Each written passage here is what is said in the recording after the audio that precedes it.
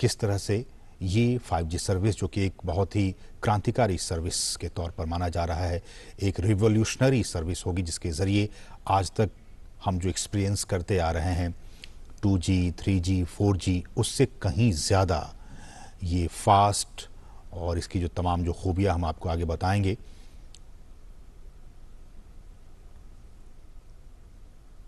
और केंद्रीय मंत्री की तरफ से, अश्विनी वैष्णव की तरफ से ये भी कहा गया कि अगले 2 से 3 वर्षों में 5G सर्विस देश के हर हिस्से में पहुंच जाएगा। और उन्होंने ये भी कहा कि हम ये भी सुनिश्चित करेंगे कि इसकी कीमत जो है वो कम रहे। हम जानते हैं कि हमारा जो दूरसंचार उद्योग है वो 5G सेवाओं के विस्तार के लिए शहरी और साथ साथ ग्रामीण दोनों क्षेत्रों पर ध्यान केंद्रित कर रहा है। और पहले फेज के बाद छोटे शहरों को भी इस सेवा से जोड़ा जाएगा।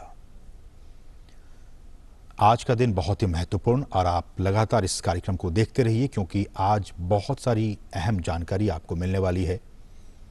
हम आपको बताएं, 117 करोड़ से अधिक दूरसंचार उपयोगकर्ता, उपभोक्ता, और हमारे देश में 82 करोड़ से अधिक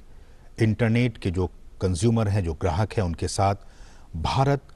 डिजिटल उपभोक्ताओं के लिए सबसे अधिक तीव्र गति से वृद्धि करते हुए वैश्विक बाजारों में से एक है। यहाँ पे हमने जैसे बताया आपको 117 करोड़ से अधिक दूरसंचार उपयोगकर्ता हैं और 82 करोड़ से अधिक इंटरनेट ग्राहकों के साथ वैश्विक बाजार में सबसे तीव्र गति से आगे बढ़ने वाला, वृद्धि करने वाला भारत एक है। और एक संस्था है मैकिन्से, उन्होंने 2019 में एक अध्ययन किया था और उसके मुताबिक भारत दूसरी सबसे अधिक तीव्र गति से डिजिटलीकरण करने वाली इकोनॉमी है, अर्थव्यवस्था है। आज इंडिया मोबाइल कांग्रेस की भी शुरुआत हो चुकी है और इसी कार्यक्रम में प्रधानमंत्री 5G सर्विस की भी शुरुआत करने वाले हैं। 5G 5वीं पीढ़ी का एक मोबाइल नेटवर्क है और जैसा कि हम सभी जानते हैं कि देश में 1G, फिर 2G, फिर 3G और 4G नेटवर्क के बाद एक नया वैश्विक वायरलेस ये एक मानक है 5G। 5G के जो हाई बैंड स्पेक्ट्रम है, उसमें जो इंटरनेट की जो स्पीड है, उसकी गति का परीक्षण 20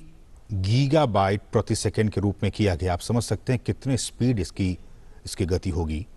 5G में 20 Gbps के रूप में इसका परीक्षण किया गया है। अगर इसी के मुकाबले 4G सर्विस की बात करें तो अधिकांश मामलों में 4G में जो अधिकतम इंटरनेट की डेटा की स्पीड है वो 1 Gbps दर्ज की गई है। तो 4G में हम और आप इन दिनों 1 Gbps की स्पीड को एक्सपीरियंस करते हैं, लेकिन 5G सर्विस के आ जाने के बाद से हम 20 गुना ज़्यादा स्पीड को एक्सपीरियंस कर पाएंगे। 20 Gbps गीगाबाइट प्रति सेकंड के स्पीड में हमें वो सुविधा मिल पाएगी।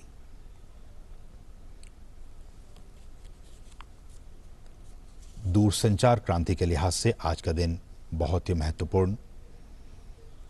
और न सिर्फ दूरसंचार के लिहाज से बल्कि इसके और क्या कुछ यूजेस हैं। हम जानते हैं कि इन दिनों इंडस्ट्रियल रिवॉल्यूशन 4.0 का ज़माना है, चौथी औद्योगिक क्रांति चल रही है और इस क्रांति में internet of things, cloud, big data, artificial intelligence और एज कंप्यूटिंग के साथ साथ ये जो 5G तकनीक है, प्रधानमंत्री इसका एक्सपीरियंस करते हुए इस सर्विस का, 5G सर्विस का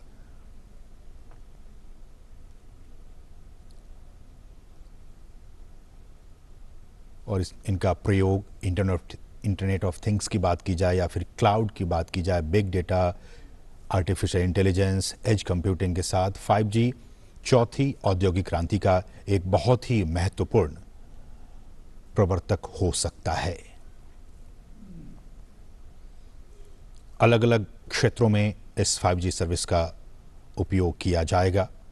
फिर चाहे वो हेल्थ सेक्टर की बात हो, मोबाइल बैंकिंग की बात हो, इन तमाम क्षेत्रों में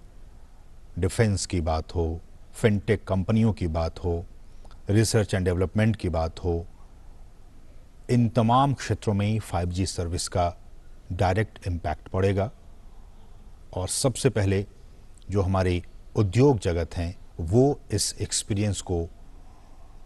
महसूस करेंगे और उसके बाद आम जनता के लिए इस सर्विस की शुरुआत की जाएगी। कहा जा रहा है कि इसका जो इकोनॉमिक इम्पैक्ट होगा इस 5G सर्विस का, गवर्नमेंट द्वारा ही एक पैनल नियुक्त किया गया था और उस 2018 की बात है ये, और उस पैनल ने एक रिपोर्ट जारी की और इस रिपोर्ट के मुताबिक 5G सर्विस से साल 2035 तक भारत में $1 ट्रिलियन अमेरिकी डॉलर का जो इकोनॉमिक इम्पैक्ट है वो पैदा होने की संभावना है। ये उम्मीद जाहिर की गई है इस रिपोर्ट के मुताबिक। आज का दिन बहुत ही महत्वपूर्ण, हम 5G सर्विस की बात कर रहे हैं, लेकिन पहली पीढ़ी से 1G से लेकर 5वीं पीढ़ी तक का विकास भी अपने आप में काफी महत्वपूर्ण रहा। 1G सर्विस की बात की जाए तो 1G सर्विस साल 1980 के दशक में इसे लॉन्च किया गया था और ये एनालॉग रेडियो सिग्नल पर काम करता था और केवल वॉइस कॉल को ही समर्थन करता था। फिर 1990 के दशक में 2G सर्विस को लॉन्च किया गया जो डिजिटल रेडियो सिग्नल का उपयोग करता है और 64 kbps के बैंडविड्थ के साथ वॉइस को भी और डेटा को भी ट्रांसमिट करने में ये इसको सपोर्ट करता है 2G सर्विस। फिर ज़माना आया 3G सर्विस का। 2000 के दशक में 1 Mbps से 2 Mbps की गति के साथ इसे लॉन्च किया गया था और इसमें डिजिटल वॉइस की बात हो, वीडियो कॉल की बात हो, कॉन्फ्रेंसिंग की बात हो, इन तमाम क्षमताओं के साथ 3G सर्विस की शुरुआत हुई थी। फिर साल 2009 में 100 Mbps से 1 Gbps की जो एक पीक स्पीड हम कहें, उस पीक स्पीड के साथ 4G सर्विस को लॉन्च किया गया था और इसकी तमाम खूबियों के साथ साथ 4G सर्विस में जिसका कि हम और आप इन दिनों इसका उपयोग कर रहे हैं, ये 3D वर्चुअल रियलिटी को भी सक्षम बनाता है। 5G सर्विसेज में तमाम ये कुछ तकनीकी बातें हैं, अलग अलग बैंड्स होते हैं, लो band, mid band, high band spectrum, और हम जानते हैं कि पिछले दिनों ही जो स्पेक्ट्रम की नीलामी की गई थी और उससे पहले जो तमाम कंपनियां हैं वो उसमें शामिल हुए थे।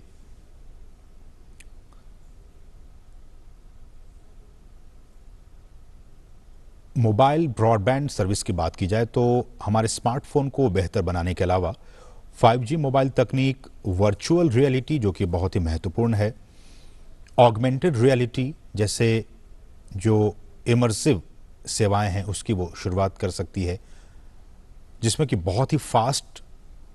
समान डेटा दर और बहुत ही कम समय में और कम लागत में ये सारी चीज़ें हो सकती हैं।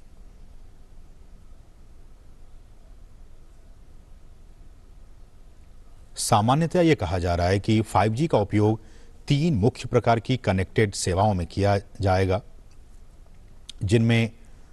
हमारे जो उन्नत मोबाइल ब्रॉडबैंड हैं वो हो गए, महत्वपूर्ण संचार मिशन और बड़े पैमाने पर IoT इसमें शामिल है। IoT मतलब internet of things. IoT, cloud, big data, artificial intelligence और एज कंप्यूटिंग के साथ 5G चौथी औद्योगिक क्रांति का एक बहुत ही महत्वपूर्ण कारक साबित हो सकता है।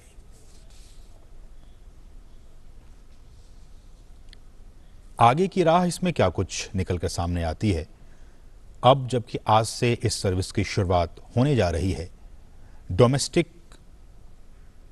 5G प्रोडक्शन को बढ़ावा देना, मतलब देश को,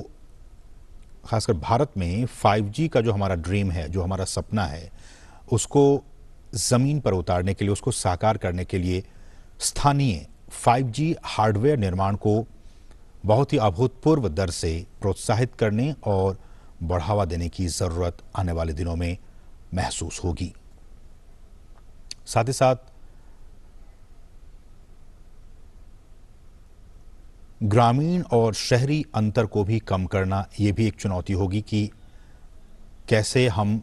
सबसे पहले शहरी इलाकों में और उसके बाद ग्रामीण इलाकों में इसकी जल्द से जल्द इसकी पहुंच को सुनिश्चित कर सकें, ताकि ग्रामीण क्षेत्रों के लिए भी ये सहायक साबित हो सके। आज का दिन बहुत ही क्रांतिकारी दिन टेली कम्युनिकेशन के लिहाज से। 5G सर्विस आज पूरे देश में प्रधानमंत्री इसकी शुरुआत करने वाले हैं। एक लंबे इंतजार के बाद इसकी आज शुरुआत होने वाली है। ये सीधी तस्वीरें नई दिल्ली के प्रगति मैदान से आप देख पा रहे हैं। जो तमाम ऑपरेटर्स हैं वो किस तरह से इस सर्विस को आने वाले दिनों में रोल आउट करेंगे, ये प्रधानमंत्री को समझाते हुए। हमारे साथ हमारे सहयोगी अजय मिश्रा भी यहाँ मौजूद हैं और तमाम चीज़ों को वो समझ रहे हैं और हमें भी समझाने की कोशिश अब करेंगे। अजय, हम जैसा कि तस्वीरों में देख पा रहे हैं कि तमाम जो ऑपरेटर्स हैं, ये जो आप तस्वीर देख रहे हैं वो डीओटी की है और सी डॉट की है। सी डॉट ने जो डिजास्टर मैनेजमेंट के लिए एक बहुत ही जबरदस्त सोल्यूशन बनाया है। किसी भी जगह अगर कोई भी डिजास्टर आता है तो वो सीधे डीडी न्यूज अगर कोई देख रहा है, देखिए आपके पीछे डीडी न्यूज ही चल रहा है, डीडी न्यूज जैसे ही कोई देख रहा है तो उसकी स्क्रीन पे, टीवी स्क्रीन पे तुरंत एक डिजास्टर का एक मैसेज फ्लैश हो जाएगा कि आपके इलाके में यहाँ पर बहुत भारी बारिश होने वाली है या फिर यहाँ पर तूफान आने वाला है, आप जल्दी से जल्दी किसी जगह पे चले जाएं। ऐसे ही फ्लैशेज जो हैं वो RAN रेडियो नेटवर्क के जरिए रेडियो पे चले जाएंगे। कोई भी प्रोग्राम चलता रहेगा उसके बीच में ये घोषणा आ जाएगी कि आप जल्दी से जल्दी यहाँ पर कोई समस्या आने वाली, डिजास्टर आने वाला है, उसके लिए आप तैयार हो जाएं। और मोबाइल के जरिए मोबाइल पे लोगों को फ्लैश चले जाएगा। तो सी डॉट की जो टेक्नोलॉजी है वो जो आर्टिफिशियल इंटेलिजेंस के ऊपर बनाई गई है, सी डॉट द्वारा विकसित स्वदेशी 5G कोर, ये जो 5G कोर का उद्घाटन किया गया है वो अभी मैं आपको बताऊं कि जो डिजास्टर मैनेजमेंट है उसके लिए किया गया है। और सीधे ऑल इंडिया रेडियो, आपके डीडी न्यूज और दूरदर्शन के सभी नेटवर्क और जितने मोबाइल्स हैं जो कनेक्टेड हैं उनके तुरंत उनके मोबाइल पर ये डिजास्टर मैनेजमेंट को लेकर के ये पूरा का पूरा जो मैसेज है वो फ्लैश हो जाएगा। और इसी का डेमोन्स्ट्रेशन इस वक्त प्रधानमंत्री के सामने किया जा रहा है कि कैसे मोबाइल के जरिए डिजास्टर की जो तकनीक है, जो डिजास्टर के बारे में कोई भी जानकारी है, आपने देखा कि कोविड के दौरान कैसे इंफॉर्मेशन का इस्तेमाल किया गया और इंफॉर्मेशन के जरिए ही हमारे देश को कोविड प्रोटोकॉल के जरिए समझाया गया कि कैसे हमें बचना है। ऐसे ही किसी भी तरह की जो एक्सीडेंसी या इमरजेंसी होती है डिजास्टर को लेकर के, उसमें किसी को भी कोई भी अगर मैसेज देना हो सरकार को तो बहुत ही आसानी से मोबाइल पे, बहुत ही आसानी से टेलीविजन स्क्रीन पे, बहुत ही आसानी से रेडियो सेट्स पे वो इंफॉर्मेशन जो है वो तुरंत पहुंच जाएगी। तो ये सी डॉट की एक indigenous make in India technology है और वही इकोसिस्टम जो है वो उसी इकोसिस्टम को इस वक्त समझाया जा रहा है, जो कि और जो ये भारत की शक्ति भी है। अभी आपने देखा कि प्रधानमंत्री जी ने थोड़ी देर पहले जो स्टार्टअप्स हैं उनके साथ बातचीत की है और स्टार्टअप्स भी यहाँ पर करीब 100 से ज्यादा स्टार्टअप्स इस पूरे कॉन्फ्रेंस का हिस्सा हैं। और जो 5G को लेकर के वो जो हार्डवेयर और सॉफ्टवेयर दोनों ही साइड में जो सॉल्यूशंस दे रहे हैं उस पर उन्होंने ब्रीफ लिया। और आपको ये बताऊं कि मैं जो मेक इन इंडिया टेक्नोलॉजी है वो कैसे डिफेंस, रेलवेज जैसे स्ट्रैटेजिक सेक्टर्स में कैसे काम कर रही है, जिसमें आप बाहर की टेक्नोलॉजी पर भरोसा नहीं कर सकते कि किसी भी हार्डवेयर में कौन सा इंफॉर्मेशन आपकी बाहर लीक हो रही है। तो ऐसे में जो भारत की टेक्नोलॉजी है, भारत के ही लोग जिनको सर्टिफिकेशन स्पेशल तौर पर DRDO द्वारा दिया जाता है कि फुल्ली सिक्योर्ड है और किसी भी रूप में उनका इस्तेमाल किया जा सकता है। तो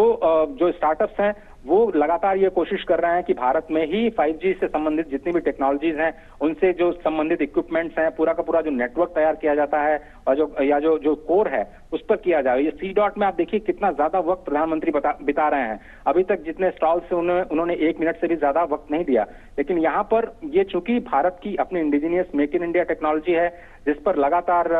जो सरकार है वो काम कर रही है। आत्मनिर्भर भारत को लेकर के जो फोकस है सरकार का, किस तरह से जो ईज ऑफ लिविंग को बढ़ावा देने के लिए कैसे सरकार क्विक और त्वरित तरीके से जब जरूरत है जनता को वहां तक पहुंच पाए, तो उसका एक डेमोन्स्ट्रेशन यहाँ पे किया जा रहा है। मैं बार बार कर रहा हूं, जो आज सेवा की शुरुआत हो रही है C.DOT के इस मंच के जरिए, जिसकी प्रधानमंत्री ने अभी थोड़ी देर पहले शुरुआत की, डिजास्टर मैनेजमेंट को लेकर के जो कम्युनिकेशन सिस्टम है वो कैसे भारत के जन जन तक, हर एक व्यक्ति के मोबाइल तक कैसे इंफॉर्मेशन तुरंत पहुंच पाए, उसकी एक तैयारी है। इसके आगे चलते हुए भारत को विदेश की जो कंपनियां हैं उनके साथ भी जो टेक्नोलॉजिकल एडवांसमेंट है उसको भी लेकर के आगे बढ़ना है। इस वक्त जो आप देख रहे हैं, जो तस्वीर आगे जाकर के आप देख रहे हैं, उसमें जो यूजर केस है, मैं आपको बार बार इस बात को रेखांकित करने की कोशिश कर रहा हूं कि जिसका यूजर केस जो है वो एग्रीकल्चर में सबसे ज्यादा दिखाई दे रहा है, हेल्थ केयर सर्विसेज में दिखाई दे रहा है, एजुकेशन में दिखाई दे रहा है। और इसलिए ये बहुत जरूरी हो जाता है ये समझना कि कैसे 5G का इस्तेमाल हमारे आम जनजीवन के आम जीवन में कैसे इसका इस्तेमाल किया जाए। इस वक्त एयरटेल के 5G टेक्नोलॉजी की तरफ बढ़ते हुए प्रधानमंत्री और एग्रीकल्चर को लेकर के जो एयरटेल ने अपने सॉल्यूशंस पेश किए हैं, जहां पर जो मॉनिटरिंग है, इस वक्त आप देखें एग्रीकल्चर का सेक्शन जहां पर क्रॉप मॉनिटरिंग की जा सकती है, सॉइल हेल्थ की जो जांच है वो 5G टेक्नोलॉजी के जरिए की जा सकती है, मौसम की जानकारी किसानों को दी जा सकती है, समय रहते उनको जो डिसीजंस लेना हो और कैसे बेहतर हो पाए, बुआई का समय कब बेहतर होगा, कब बारिश की संभावना है, ये सब जो टेक्नोलॉजी है, ये एग्री सॉल्यूशंस जो एयरटेल का है, जो इस वक्त प्रधानमंत्री देख रहे हैं कि कैसे किसानों को फायदा पहुंचाने के लिए, उनकी आमदनी को बढ़ाने के लिए, उनको बेहतर फैसले ले पाए, उसके लिए कैसे इंफॉर्मेशन दी जाए कम्युनिकेशन का इस्तेमाल करते हुए। तो ये एग्रीकल्चर सॉल्यूशंस जो हैं वो इस वक्त आपकी स्क्रीन पर दिखाई दे रहे हैं, जो प्रधानमंत्री इसका अवलोकन कर रहे हैं। बिल्कुल, और बहुत ही महत्वपूर्ण तस्वीरें ये, और बता भी रहे हैं हमारे सहयोगी अजय किस तरह से 5G सर्विसेज का एग्रीकल्चर में तमाम, चाहे वो डिजास्टर मैनेजमेंट हो या फिर एग्रीकल्चर हो, तमाम क्षेत्रों में किस तरह से स्मार्ट फार्मिंग आप देख रहे हैं। स्मार्ट फार्मिंग, अजय अगर आप बता सके, स्मार्ट फार्मिंग में किस तरह से 5G का यूज किया जा सकता है? तो जो टेक्नोलॉजीज हैं स्मार्ट फार्मिंग में, उसका सबसे ज्यादा जो यूजर केस है इरिगेशन को लेकर होता है। पर ड्रॉप मोर क्रॉप का जो सोल्यूशन है, सरकार का जो फोकस है, उसमें कितनी मात्रा में पानी दिया जाए, किस वक्त दिया जाए, वो बहुत सारे किसानों को पता नहीं होता। पानी का वेस्टेज होता है, उसके बाद में उनकी फसल भी खराब हो जाती है, उसका आउटपुट नहीं मिल पाता है, तो उनको काफी ज्यादा मुश्किलें भी होती हैं, फिर उनको इंश्योरेंस का सहारा लेना पड़ता है। ऐसे में आप कैसे स्मार्ट इरिगेशन करें, कैसे आप जैसे प्लांटेशन कर रहे हैं, तो प्लांटेशन में अगर आप केवल एक सेंट्रल सिस्टम से सारे अपने प्लांट सिस्टम को जोड़ देते हैं, और केवल एक बार आपने 1 घंटे के लिए पानी चलाया, तो उसमें जो मैन पावर की वेस्टेज होती है वो भी नहीं होगी, जो पानी की वेस्टेज होती है वो भी नहीं होगी, और आपको ज्यादा यील्ड मिलेगी, ज्यादा प्रोडक्टिविटी मिलेगी, क्योंकि उसकी वही जरूरत थी। तो चीजों को समझना और समझ करके उसका एक इस्तेमाल करना। एग्रीकल्चर के बाद में जो सबसे ज्यादा यूजर केस दिखाई देगा वो है हेल्थ केयर, और अभी हेल्थ केयर में जो इस वक्त जो स्टॉल आपके सामने दिख रहा है वो हेल्थ केयर से संबंधित है, जिसमें गांव में एम्बुलेंस में क्रिटिकल जो सर्विसेज हैं, इमरजेंसी सर्विसेज हैं, कैसे इन जो लेटेस्ट टेक्नोलॉजी के जरिए कैसे 5G का इस्तेमाल करते हुए कैसे गांव तक, कस्बों तक ये टेलीमेडिसिन की जो सुविधा है वो पहुंचाई जाए। इस वक्त जो आप देख रहे हैं वो करीब 50-60 लाख रुपए की एक वैन है, जिसको तैयार किया गया है 5G टेक्नोलॉजी के जरिए, जिसमें अगर कोई भी पेशेंट आता है तो उसको सीधे रिमोटली डॉक्टर से कनेक्ट कर सकते हैं, डॉक्टर इमरजेंसी सेवाओं की शुरुआत यहीं से कर सकता है। लेकिन ऐसा नहीं है कि ये इतनी महंगी सेवाएं जो हैं वो गांव में कैसे जाएंगी, उसका भी एक सोल्यूशन यहीं पे दिया गया है, जिसमें एक लो कॉस्ट सोल्यूशन बनाने की कोशिश की गई है। एक छोटी सी वैन के जरिए ये समझाने की कोशिश की जाएगी कि कैसे आप एक हॉस्पिटल कंट्रोल रूम क्रिएट कर सकते हैं छोटे से कस्बे में, छोटे से गांव में, जहां पर किसी को भी इमरजेंसी हेल्थ सर्विसेज की जरूरत हो। अगर मैं कॉस्टिंग की बात करूं तो छोटे गांव में अगर एक गांव की बात करें तो महीने में केवल 5,000 रुपए से ये जो टेस्टिंग है उसकी शुरुआत हो सकती है। अगर आप पूरे जो 8-10 गांव का अगर आप पूरा कंसोर्शियम बनाएं तो एक ही छोटी सी मोबाइल वैन जो है वो 8-10 गांव में घूम घूम करके जो लोगों को तुरंत जरूरत हो। ये देखिए, ये आपके पास जो मोबाइल क्लिनिक है बहुत छोटा सा सोल्यूशन है। ये पूरा का पूरा जो उसकी कॉस्टिंग है वो 7-7.5 लाख की कॉस्टिंग आती है, जिसमें आप जो प्रधानमंत्री के राइट साइड में आपको एक apparatus दिख रहा है, वो जो माताएं होती हैं उनको उनकी पल्स जब वो गर्भवती होती हैं उनकी स्थिति नापने के लिए है। मॉनिटर भी आपको दिखाई दे रहा है। ये छोटा सा सिस्टम जो इस वक्त स्टेथोस्कोप है जो इन्होंने उठाया हुआ है, जो कि इलेक्ट्रॉनिकली है। यहाँ पर अगर आप किसी भी मरीज को आप उनकी हार्ट बीट देखेंगे तो वो सीधे दूर बैठे किसी डॉक्टर को आराम से 5G लेटेंसी के जरिए तुरंत रियल टाइम में उनको सुनाई देगी। और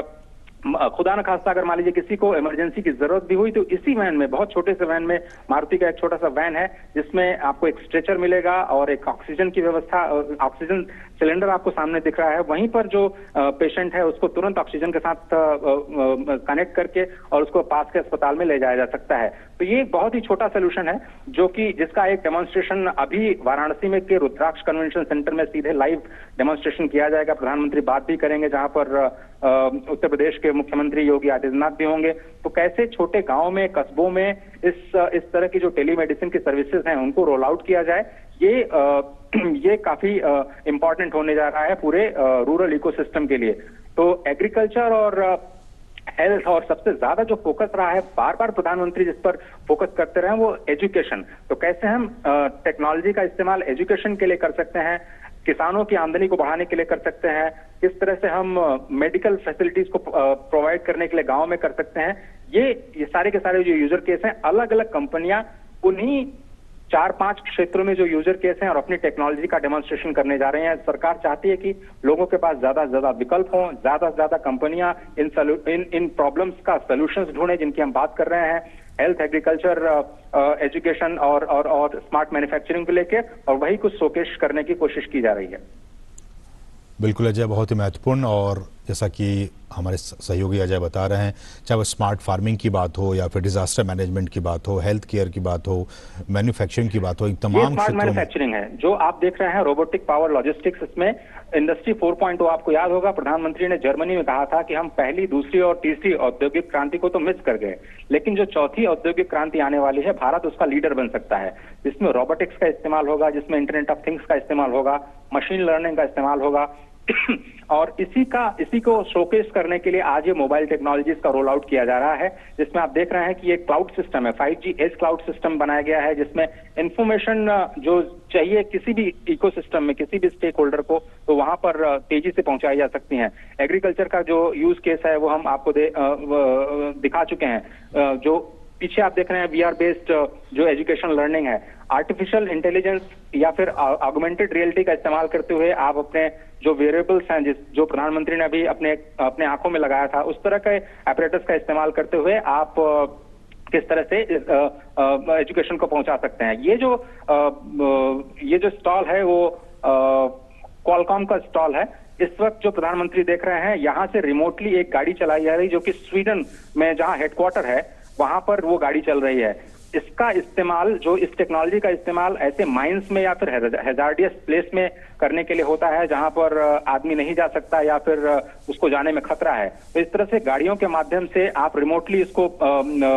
ऑपरेट कर सकते हैं। और यहाँ पर जो सज्जन गाड़ी चला रहे हैं वो सीधे क्वालकॉम के जो स्वीडन में हेडक्वार्टर्स है वहां पर एक यूजर केस बनाया गया है जहां पर वो गाड़ी चल रही है। सिर्फ इस चीज को डेमोन्स्ट्रेट करने के लिए कि आप कहीं से भी, दुनिया के किसी भी कोने से, किसी दूसरी जगह पे आप 5G टेक्नोलॉजी का इस्तेमाल करते हुए आप ये गाड़ी चला सकते हैं। और अब प्रधानमंत्री स्वयं इसको टेस्ट करते हुए, तो यहाँ पर आपको केवल एक गाड़ी का एक सिस्टम दिखाई दे रहा है जो प्रधानमंत्री खुद ये एक्सीलरेटर प्रेस करते हुए उस गाड़ी को चलाने की कोशिश कर रहे हैं। और ये स्वीडन में जो हेडक्वार्टर है क्वालकॉम का, वहां पर ये पूरा ऑपरेट हो रहा है। और उस गाड़ी को आप कहीं भी मूव कर सकते हैं अपनी इच्छा अनुसार। तो ये जो गाड़ी देखिए, व्हील आपको स्क्रीन पे दिखाई दे रहा है और स्टीयरिंग, इस वक्त प्रधानमंत्री स्टीयरिंग पे बैठे हुए हैं। तो ये बिल्कुल रिमोटली कंट्रोल्ड। और आप अब देखिए, ये पीछे जाने की कोशिश हो रही है, गाड़ी को पीछे कर रहे हैं प्रधानमंत्री। और इसके बाद कैसे इसको रिमोटली ऑपरेट करके आप बचाते हुए, जैसे जिस तरह भी आप ले जाना चाहें गाड़ी को, आप आराम से रिमोटली ले जा सकते हैं। और ये एक टेक्नोलॉजी का डेमोन्स्ट्रेशन किया जा रहा है कि कैसे आप इतनी दूर बैठे स्वीडन के हेडक्वार्टर में आप इस गाड़ी को आराम से यहाँ से चला सकते हैं। और इसका यूजर केस जो मैं आपको बता रहा था कि हैजार्डियस प्लेस पे, जहां पर मान लीजिए टेररिस्ट एक्टिविटीज हैं, जहां पर पुलिस को इस्तेमाल करना है, जहां पर किसी पुलिसमैन की जान खतरे में न डाली जाए, वहां पर ऐसे जो रिमोट ऑपरेटेड व्हीकल्स हैं उनको इस्तेमाल किया जा सकता है टोह लेने के लिए कि वहां पर कोई वाकई खतरा है या नहीं। माइंस जहां पे एक्सप्लोसिव्स लगे हो सकते हैं, डिफेंस में इसका यूज केस हो सकता है कि कोई हमारे जो आर्मी पर्सनल्स हैं उसका उनको कोई खतरा तो नहीं है। इसके बाद जो प्रधानमंत्री इस वक्त एरिक्सन के जो स्मार्ट मैन्युफैक्चरिंग फैसिलिटी है, इंडस्ट्री 4.0 जिसकी हम बात कर रहे हैं कि कैसे हम रोबोटिक्स का इस्तेमाल करेंगे, अब उसका एक डेमो दिया जाएगा। तो 5G टेक्नोलॉजी का डेमोन्स्ट्रेशन अभी आपने देखा थोड़ी देर पहले कि कैसे रिमोटली जो गाड़ी है उसको ऑपरेट किया गया। और अब ये फिलहाल अभी प्रधानमंत्री जो स्मार्ट मैन्युफैक्चरिंग है, इसको हम इंडस्ट्री 4.0 कहते हैं, इसमें